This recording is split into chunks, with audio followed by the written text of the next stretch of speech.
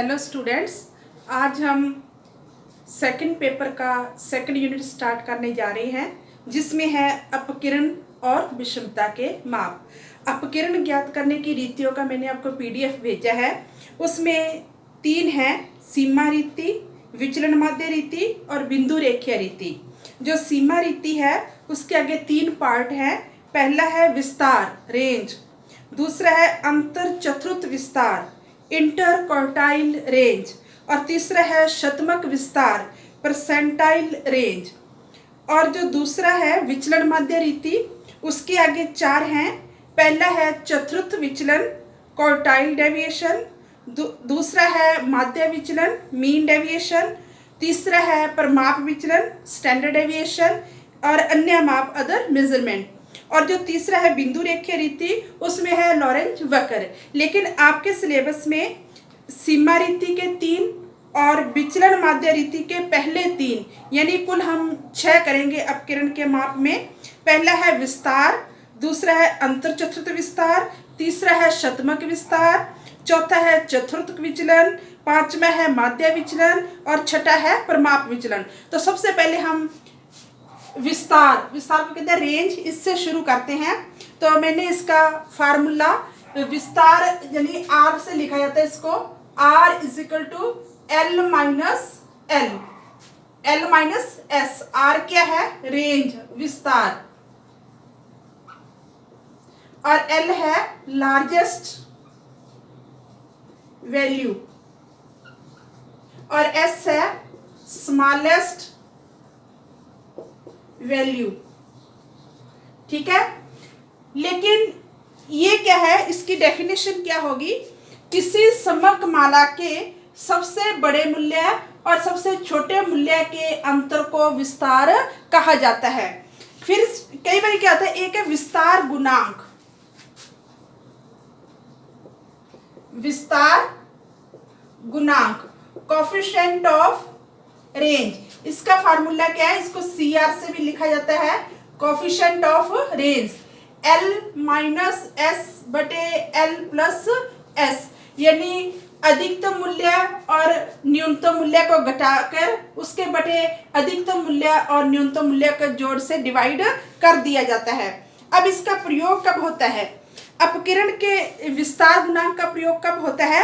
अपकिरण के तुलनात्मक अध्ययन के लिए विस्तार का सापेक्षिक माप ज्ञात करना आवश्यक होता है, और विस्तार के सापेक्षिक माप ज्ञात करने के लिए विस्तार गुणांक का प्रयोग किया जाता है। इसके हम एक एग्जांपल लेते हैं।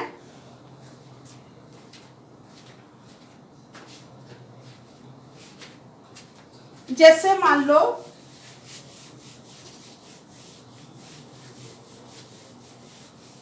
10 स्टूडेंट है, उनके सांख्यिकी और लागत लेखांकन की मासिक परीक्षाओं के प्राप्तांक दिए गए हैं। जैसे ये है रोल नंबर विद्यार्थियों के 1 2 3 4 5 6 7 8 9 10 विद्यार्थी हैं, और उनके प्राप्तांक ये है स्टेट में प्राप्तांक और दूसरा है लेखांकन में प्राप्तांक।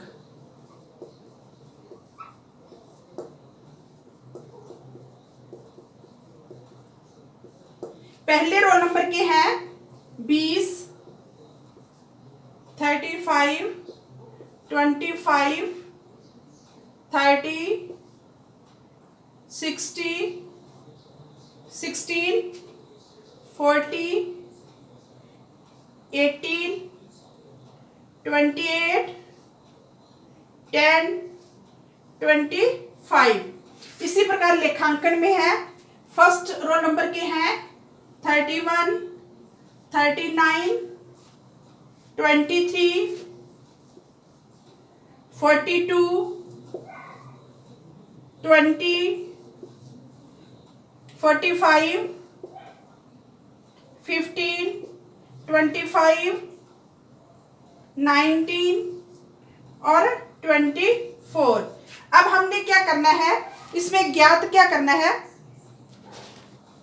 दोनों विषयों के प्राप्तांकों के विस्तार की तुलना कीजिए। तो विस्तार की तुलना जब करनी होती है तो क्या निकालेंगे, विस्तार गुणांक, कोएफिशिएंट ऑफ रेंज। तो दोनों अलग अलग सब्जेक्ट का हम निकालेंगे। जैसे सांख्यिकी का निकालते हैं हम, सांख्यिकी, इसमें विस्तार गुणांक क्या होगा, फार्मूला क्या है, L माइनस एस बटे L प्लस एस। अब इसमें से लार्जेस्ट वैल्यू कौन सी है, 40। तो क्या लिखेंगे हम, CR is equal to 40 minus, और स्मॉलेस्ट वैल्यू कितनी है इसमें, 10। तो यहाँ पे 10 लिख लिया। फिर है 40 प्लस 10, तो 30/50। इसको कट करेंगे तो हमारा CR आ जाएगा। इसको जब हम डिवाइड करेंगे 0.6, 3 को 5 से डिवाइड किया 0.6। ये तो आ गया सांख्यिकी के प्राप्तांकों का विस्तार गुणांक। अब हमने दोनों पेपरों का जो सापेक्षिक तुलना करनी है तो इसका भी हम विस्तार गुणांक निकालेंगे। लेखांकन में क्या है, लेखांकन वाले पेपर में CR is equal to L minus S L plus S. इसमें लार्जेस्ट वैल्यू कौन सी है, 45 माइनस स्मॉलेस्ट वैल्यू देखनी है आपने 15, फिर 45 प्लस 15। तो आपका कितना आ गया, इसमें से ये घटाएंगे तो 30/60, ये कट कर गया तो ये आ गया 0.5। अब इन दोनों की तुलना करेंगे। ये है 0.6, सांख्यिकी का विस्तार गुणांक कितना है, 0.6, और इसका कितना है लेखांकन में 0.5। तो हम क्या लिखेंगे आंसर में, सांख्यिकी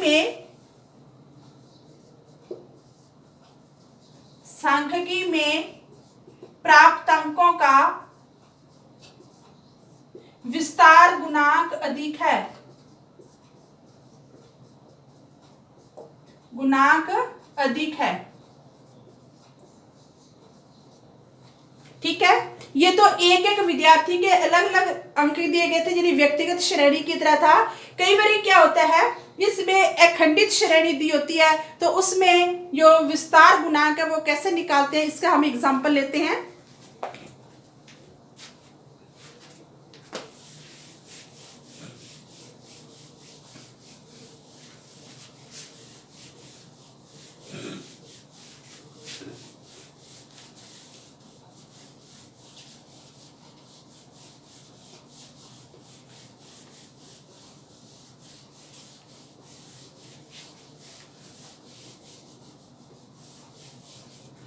एग्जाम्पल है, यहाँ पे वर्ग दिए गए हैं। वर्ग है 1 से 5, 6 से 10, 11 से 15, 16 से 20, 21 से 25, 26 से 30, और ये दिए गए फ्रीक्वेंसी, आवृत्ति। आवृत्ति है 2, 8, 15, 35, 20 और 10। इसमें जो विस्तार गुणांक निकालने का जो तरीका है, CR विस्तार गुणांक, L minus S L plus S. L क्या है, इसकी जो ये ऊपरी और निचली सीमा दी गई है। निचली सीमा, सबसे निचली सीमा क्या है, स्मॉलेस्ट होगी, और लार्जेस्ट सबसे ऊपरी सीमा। तो ये तो L, इसके अब क्या है, ये कौन सी, 1 से 5, 6 से 10, ये समावेशी वर्गांतर है। तो मैंने आपको बताया था पहले भी कि समावेशी वर्गांतरों को पहले अपवर्जी में कन्वर्ट करते हैं। तो वर्ग क्या बन गया, हमने इन दोनों का अंतर कितना है,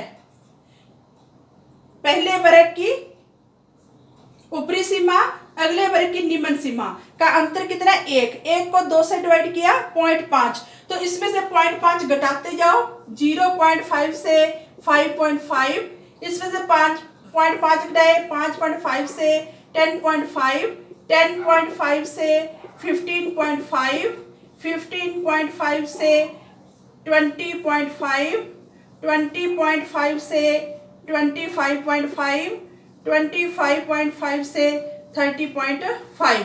अब इसमें ये वर्गों की जो निचली सीमा और ऊपरी सीमा, ये लार्जेस्ट वैल्यू होगी, ये स्मॉलेस्ट वैल्यू होगी। तो ये कितनी है? 30.5 माइनस 0.5 बटे 30.5 प्लस 0.5। तो ये कितना आगे इसमें से घटाएंगे तो 30 अपॉन इसमें से प्लस किया तो 31। इसको अगर हम डिवाइड करते हैं तो ये हमारा आ गया 90.97। अगर हमने विस्तार ज्ञात करना है, ये तो कोएफिशिएंट ऑफ रेंज था, अगर अकेला विस्तार ज्ञात करना है तो उसका फार्मूला क्या होगा? L माइनस एस, यानी 35 माइनस 0.5 तो कितना आ गया? 30। तो रेंज तो आ गई आपकी 30 और विस्तार गुणांक आ गया 0.97। तो स्टूडेंट ये ध्यान रखना कि जब ये वर्गांतर दिए होते हैं, अखंडित श्रेणी होती है, सबसे पहले आपने ये देखना है कि यह समावेशी वर्गांतर है या अपवर्जी। अगर समावेशी है तो इनको अपवर्जी में कन्वर्ट करना है। फिर सबसे लार्जेस्ट वैल्यू जो लास्ट वाली ऊपरी सीमा है और न्यूनतम जो पहले वर्ग की निम्न सीमा है वो स्मॉलेस्ट वैल्यू होगी। तो इस वर्गांतर में से लार्जेस्ट वैल्यू और स्मॉलेस्ट वैल्यू लेनी है, फ्रीक्वेंसी में से नहीं देखना आपने। तो ये हमने कोएफिशिएंट ऑफ रेंज और रेंज निकाला। तो स्टूडेंट आज हमने रेंज किया है, कल हम करेंगे अंतर चतुर्थ विस्तार, inter quartile range. Thanks students.